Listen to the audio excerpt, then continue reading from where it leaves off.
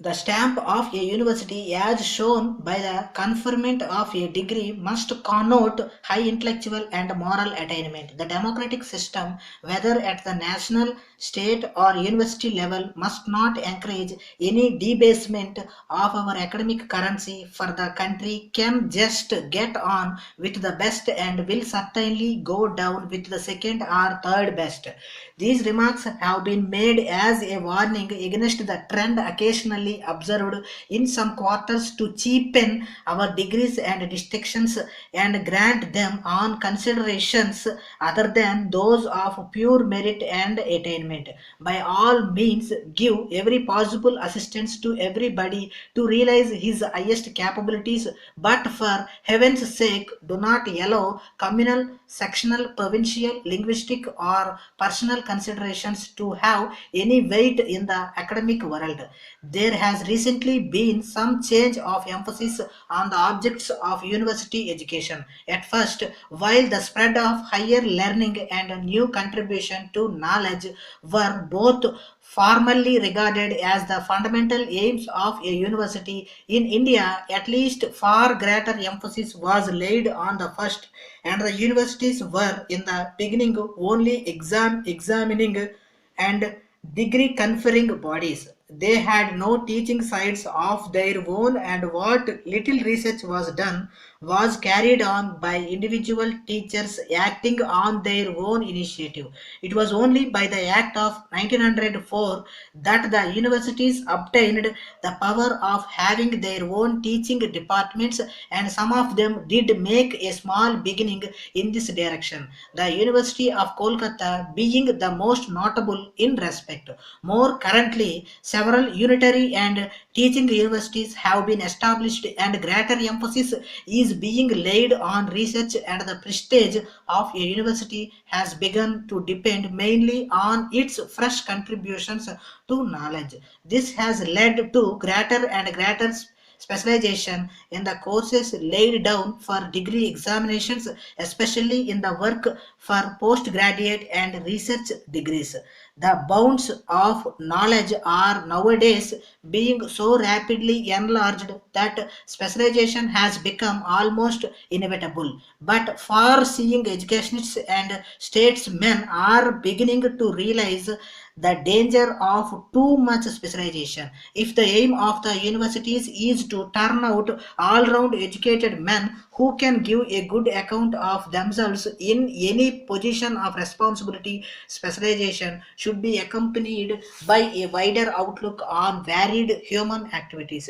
This question of general education is at present engaging the attention of American and European universities, and Indian will be well advised to consider the matter carefully. As a matter of fact, with us, it is even more pressing, for the social surroundings in which an Indian university student moves does not provide adequate opportunities for getting any knowledge of subjects which he does not study in his class. The howlers made by candidate in competitive examinations for the higher services evidently show that there is a great lacune in our educational system. How that lacune is to be filled is a question for the university authorities.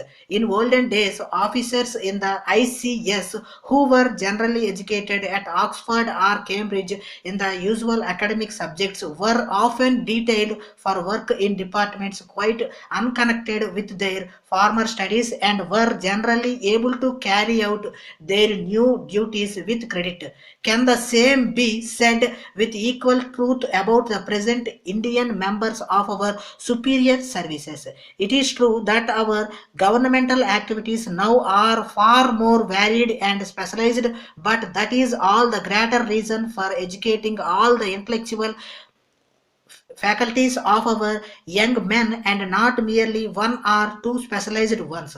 In our country, the question of languages gives rise to greater heat than almost any other question. There is fairly general agreement on some fundamental principles that the best and most natural medium of instruction, at least in the earlier stages, is the mother tongue of the people, that all highly educated men and women must also be reasonably at home with the national language, Hindi, and the only practicable international language English, and that most of the Indian languages, regional as well as Hindi, are not yet sufficiently advanced for fully meeting the needs of higher education and much less of research in almost all branches of study.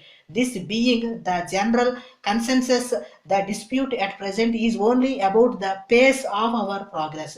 It may be said that the opinion of most prominent educationists all over India is on the whole in favor of well considered, if occasionally slow, steps, while popular opinion, based perhaps more on sentimental grounds than on practical and purely educational considerations, wants to make all the desired changes immediately and at one stroke. There is little doubt that a change of medium to the regional languages will make success in examinations easier, but many are afraid that the standards will become even lower than at present with such a sudden change. It is necessary that the universities should chalk out a well considered program to make this change when it comes free from any undesirable consequences. A courageous and extensive plan for the preparation and publication of books and other literature in regional languages and Hindi must be immediately undertaken. Very large amounts will have to be placed at the disposal of universities for this purpose. Indiscipline among students is said to be growing, and many universities are getting anxious about it. I do not think that the blame lies entirely with our students.